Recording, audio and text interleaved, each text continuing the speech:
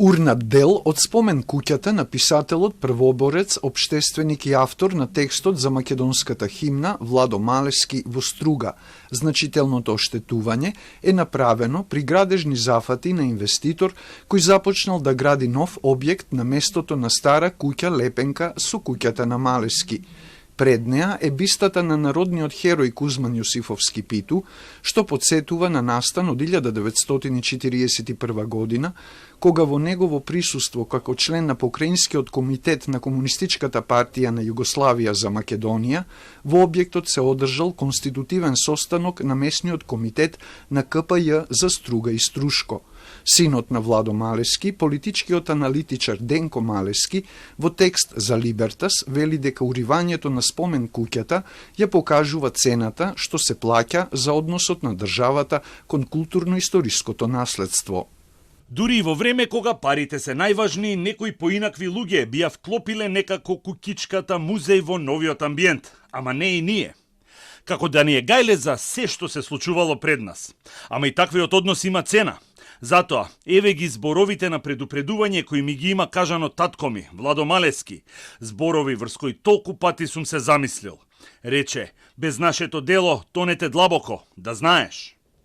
Реагираа и експерти, според Никица Корубин, без разлика што спомен куќата е поединечно заштитено добро, уривањето е уште еден упат на заштитено подрачје од УНЕСКО, зашто таа е во првата зона на заштита. Струга е заштитена со 2 закони и 2 институции, Заводот и Музејот Охрид и Управата за заштита на културното наследство, но и од Комисијата за управување со Охридскиот регион, која е под надлежност на владата. За девастацијата на објектот се одговорни 3 инстанции, смета Корубин. Музеј и завод тоа го кажуваат. Тие самите велат дека да, тие одобриле проект, дека врз основа на нивниот проект издадена дозволата за инвестиција во соседниот објект. Меѓутоа е прашање како во градско подрачје кое е во прва зона на заштита, каде што всушност првата зона означува дека вие треба така како што е да го сочувате. Е воопшто можно да се издаваат дозволи, односно воопшто е можно самиот завод или самата во случајов управата е онај инспекциски надзор кој треба да го направи, меѓутоа Комисијата за управување со културно наследство е под управата, што значи дека сите се инволвирани. Според Корубин не може да се амнестира ни општина Струга што ја издала градежната дозвола. Во телефонски разговор, градоначалникот на Струга Мерко вели дека спомен куќата е во надлежност на Министерството за култура и дека согласност за градење во нејзина непосредна близина дал Заводот и Музејот Охрид. Процедурата е правно одвиена како што и треба. Дадено е согласност од Музеј Охрид и немаше можност да се спречи нешто што е издадено од страна на институциите.